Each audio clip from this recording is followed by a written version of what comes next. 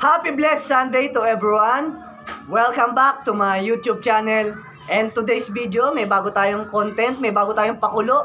Siyempre, di mawawala yung dasalan, encouragement, motivation. Siyempre, mapupulot na aral ng mga viewers, mga manonood, at sumusubaybay sa ating vlog na Word of God. Amen?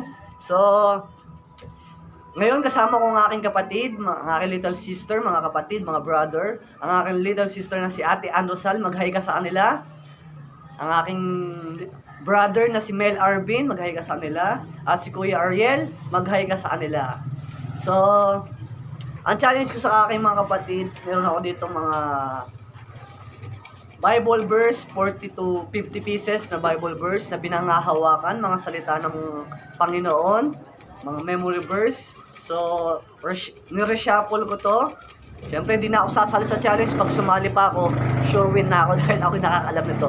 So, challenge ko yung mga kapatid ko na unahan silang maka-10 o maka-7. 7 na lang para mabilis. Maka-7, lucky number 7, God's number 7. So, unahan silang maka-7 na Bible verse na alam sa mga mabubunot ko. So, pag alam nila yung sagot, tataas. Pag alam nila yung Bible verse, alam nila yung chapter, alam nila yung memory verse, tataas ang nila kamay nila. Pag hindi nila alam, huwag sila magtataas. Napakasimple lang. So, start na tayo. Ready ka natin, Ann Rosal, Kuya Arvin, Kuya Ariel. Okay, start na tayo. Punot ako.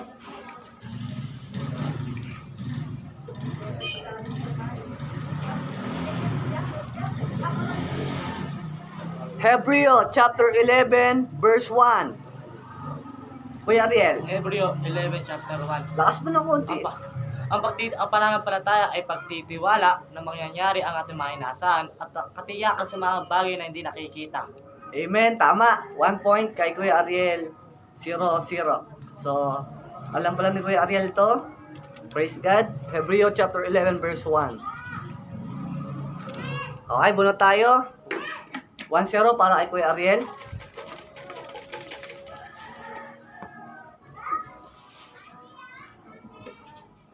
Next memory verse. Isaiah 65:24. Ang dalangin nila kahit di patapos ay akin dinagkit at ibibigay ko ang kanilang mga hinihiling. Amen, tama. So 1 point kay Ate Ann Rosal. Ba't parang di ka nagtaas ng kamay? Sige, pagbigyan na natin, siya nakakalam. So 1 point kay Kuya Ariel, 1 point kay Ate Ann Rosal. Habol ka, Kuya Arvin. Next. Bunot na tayo, pangatlong bunot na to.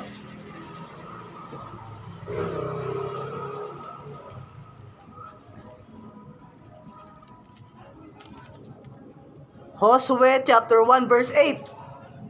Josue 1:8. Huwag mong kaliligtang basahin ang aklat ng kautusan. Pagbulay-bulayin mo iyon, araw at gabi, upang matupad mo ang lahat na nakasaad doon. Sa ganoon, magiging masagana at matagumpay ang inyong pamumuhay. Amen. Tama si Kuya Arvin. So, Josue 1:8. So, match naman siyang laban. 1 point kay Kuya Arvin, 1 point kay Ate Ann Rosal, 1 point kay Kuya Ariel. So, praise God. Gawin niyo itong banding sa bahay. Yung mga viewers natin dyan, mga sumusubaybay, mga manonood. Challenge niyo yung mga kaibigan, kapatid, mga ka-church, mga pinsan, mga katrabaho niyo, di ba? Tamang banding, tamang quality, para mapangiti rin natin si Lord, di ba? Marami tayong nakatanim na pangakot mga salita niya sa ating mga puso't isipan. Amen? Amen. So, okay, muna tayo.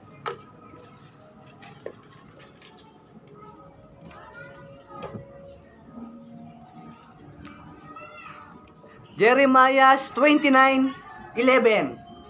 Kumana na nagkatutugal. Oops, mali. Kuya Ariel. Jeremiah 29:11 sapagkat batid kong lubos ang mga plano sa inyo, mga planong hindi nyo Oops, mali. Nakalimutan, Kuya Arvin. Sapagkat lubos sa mga plano ko sa inyo, mga planong hindi ninyo ikasasama, kundi sa inyong ikabubuti. Mga planong magdudulot sa inyo ng kinabukasan Punong-puno ng pag-asa. Amen. So, 2 points para kay Kuya Arvin. Palakpakan natin Kuya Arvin. 2 points si Kuya Arvin, 1 point kay Ate Rosal, 1 point kay Kuya Ariel. So, unahan lang maka-7 ha. Bunot tayo.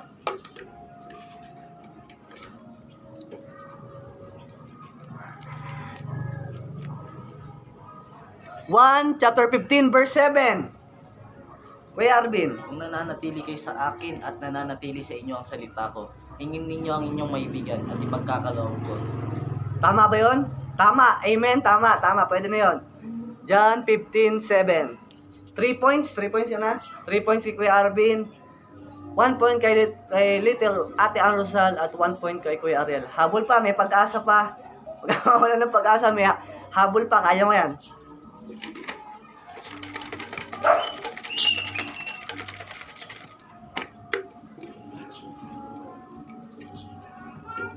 Okay, next. Pilipos chapter 4 verse 19.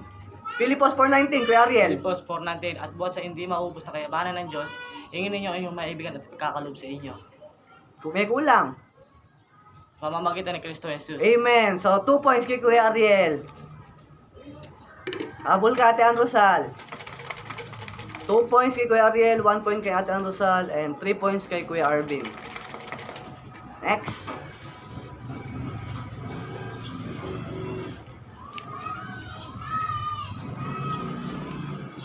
Mateo chapter 4 verse 4. Hindi lamang sa tinapay na buwan tao, kundi sa bawat salitang nagpupatawi sa bibig ng Diyos. Amen. Perfect. Tama siya Ate Rosal doon. Mateo 4:4, hindi lamang sa tinapay nabubuhay ang tao, kundi sa bawat salitang namumutawi sa bibig ng Diyos. So, 2 points, 2 points, 3 points. Amen. Next. Seryoso kayo. Ngumiti naman kayo ba? Mag-hi muna kayo sa mga viewers natin dyan. Mag-hi tayo. So, di nakakaalam, ako po yung panganay. Si Kuya Ariel yung pangatlo, pang-apat, pang-lima. Marami kami magkakapatid. Huwag nyo nang alamin. Okay, next.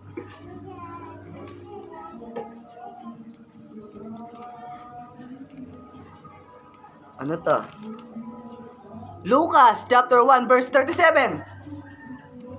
Sapagkat walang hindi mapangyayari ang Diyos. Amen. Nothing is impossible to God. Tama si Kuya Arvin, 4 points ka na. 2 points kay Ate Ann Rosal, 2 points kay Kuya Ariel. Dami na oh. Next. Habol ka, Ate Ann Rosal. Pag nanalo ka, may premyo ka sa akin, 1 bucket ng Jollibee. Next. Mateo chapter 6 verse 33.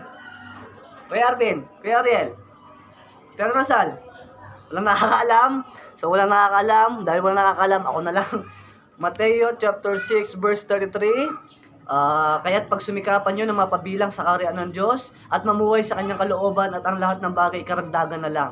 Diba? In Englishin ko pa. Matthew chapter 6 verse 33, but seek ye first the kingdom of God and His righteousness, and all those things shall be added unto you. Amen. Tama ba ako? Amen. Next. 4 points, 2 points, 2 points.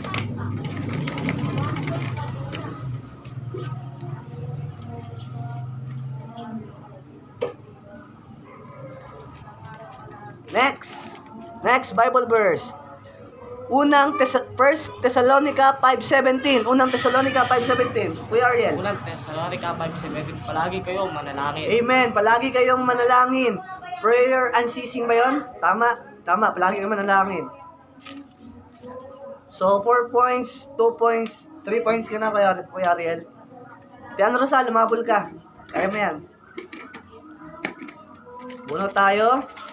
Sa mga manonood dyan, ini-encourage namin kayo na magbasa ng Bible, panghawakan nyo yung mga salita, mga pangako ni Lord. Dahil once na pinanghawakan nyo to, talagang mas tatatag yung pananampalataya nyo at mas makikilala nyo yung Panginoong Jesus. Amen? So, pinaka-banding, banding nyo yung mga pastor nyo, mga leaders, mga members, mga ka-churchmate, na dito tulad ng challenge na ginagawa namin, simpleng banding lang, Bible verse challenge lang, di ba? Memory verse. Next.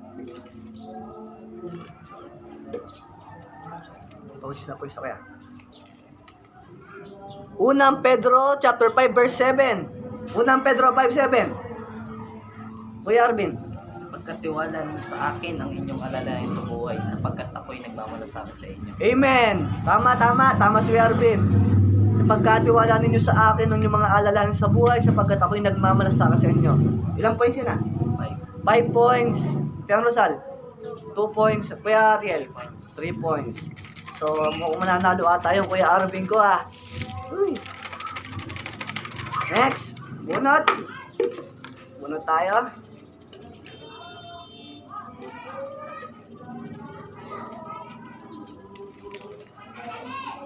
Malakias, chapter 3, verse 10. Kuya Ariel. Malakiyas 3:10, dalihin ninyo ng buong buo ang iyong ikasampu sa ikasampung bahagi na Sa aking tahanan. upang matugunan ang aking pangangailangan. Sige, pagpatuloy mo tama. Dalhin nyo ang ikasampung bahagi sa aking tahanan upang matugunan ang aking pangangailangan. Subukin. Yung ako sa mga bagay na ito kung hindi ko buksan ang bintana at ibuo sa inyo ang masasaganang pagpapala. Amen.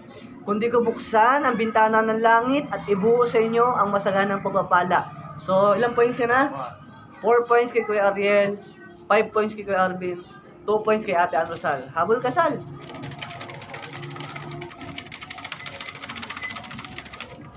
Si Ate Ann Rosal, kung mapapansin nyo, kilala nyo siya dahil siya yung nag-pray dati nung bago-baguhan kaming nagbibideo, siya yung nag-pray sa mga frontliners. Diba? Amen? Makakita nyo yan sa Facebook account ko. Kaso na-hack na yun doon siya nag-pray. Talagang nakaka-bless, nakakataba ng puso. Amen? Next.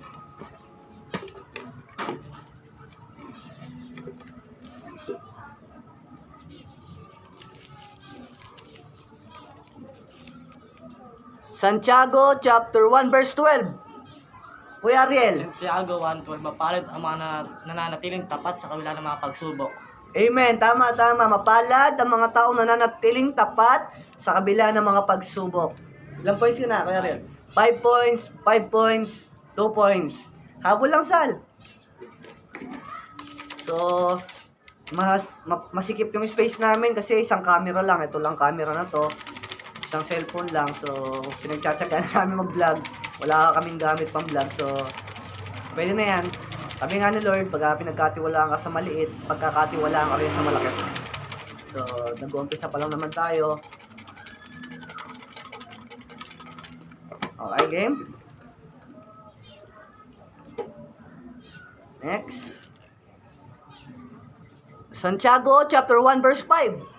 Kuya Ariel. Santiago 1:5, ngunit ang sino man sa inyo ang kulang sa karunungan, humingi sa Diyos at siya'y bibigyan sapagkat ang Diyos ang bibigyan ng sagana at di nanunumbat. Amen. Tama si Kuya Ariel. Ilang points ka na? 6 points kay Kuya Ariel, 5 points, 2 points. Nahabol si Kuya Arvin natin. Mukhang tatalunin siya ni brother. Next. Buna tayo.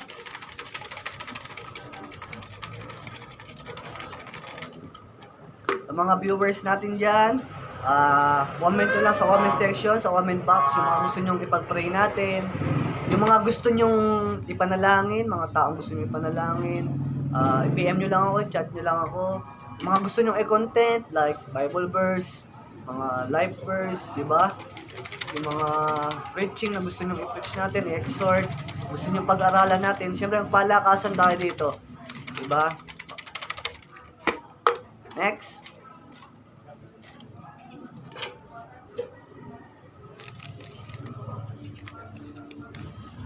Unang Pedro chapter 3 verse 12. Unang Pedro verse 3:12. Ang mata ng Panginoon sa matuwid na katuon. Sa kanilang pagdaing, siya'y nakikinig, ngunit sa masama, siya'y tumatalikod. Ay. Unang Pedro 3:12. Tama si Kuya Arvin. So 6 points. 6 points, 2 points. Aba, pahabulin nyo naman si Ate Ann Rosal ko. Habol ka, Ate Ann Rosal. So, kung sinong makakasagot sa last na bunot ko na to, panalo na, may panalo na. Next.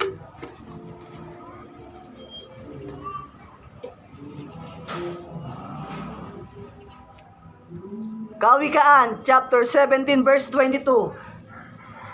Kuya Ariel. Kawikaan 17 verse 22, ang mapagkamasayahin ay mabuti sa pangangatawan, ngunit ang kalungkutan ay unting-unting namamatay. Amen, tama si Kuya Ariel. So, champion na si Kuya Ariel. Panalo, palakpakan natin siya. Huwag kang malungkot kahit talo ka. Palakpakan natin si Kuya Ariel. Sabi ka, chapter 17 verse 22, ang pagkamasaya ay mabuti sa katawan. Diba? At ang malungkot unting-unting namamatay. So, ang dami pang natira. Buksan pa ba natin? Try pa ba nating kung makakahabol pa si Ate ang Rosal? Ano, habol ka pa, Sal? Ubusin na natin to. Kaso marami-rami pa to eh. So, next vlog na lang siguro. So, next time, bawi ka Ate Ann Rosal. Ang panalo natin si Kuya Ariel. So, praise God. Nahabol pa kanina, 5-1 na, di ba? 5-1-1. Nahabol pa si Kuya Arvin natin. So, salamat sa mga nanonood. Salamat sa mga viewers. Siyempre, mag-pray muna tayo bago tayo magwatak-watak. Pag-pray namin kayo. Sige tayo pumikit, tayo manalangin. Lord, salamat po, salamat sa maghapon to na sinamahan mo kami. Salamat sa vlog na to, salamat sa mga nanonood. Lord, nonsense lahat ng to, useless kung wala ang pagsama mo. Salamat sa katagumpayan ng gawain to. Salamat sa mga nanonood, naway ma-encourage, mabuksan yung kanilang isipan na Lord, mamulat, makakilala sa iyo Lord, at maging kalakasan ng yung mga salita at mga pangako. Salamat Lord, pagpalain niyo po sila, Ama ng siksik, liglig at umaapaw. Salamat po, ito po ang aming panalangin sa matamis na pangalan ni Jesus. Amen. Taas natin ang ating mga kamay. Maraming salamat po, Panginoon. Tanging sa Diyos ang papuri. God bless all. See you in next vlog.